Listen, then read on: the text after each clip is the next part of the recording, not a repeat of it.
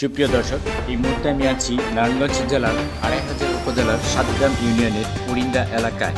আজ আমি আপনাদের দেখাবো বাংলাদেশের পল্লী এলাকায় একঝাঁক বিদেশি পর্যটকদের আগমন, সেই সাথে শিশুরা পাচ্ছে অন্যরকম বিনোদন।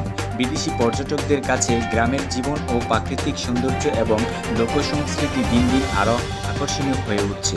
বিশেষ করে যারা প্রকৃত জীবনধারা, আলোচিত্র এবং সাংস্কৃতিক অভিজ্ঞতা খোঁজেন, তারা বাংলাদেশের গ্রামগুলোতে ভ্রমণ করতে পছন্দ করেন।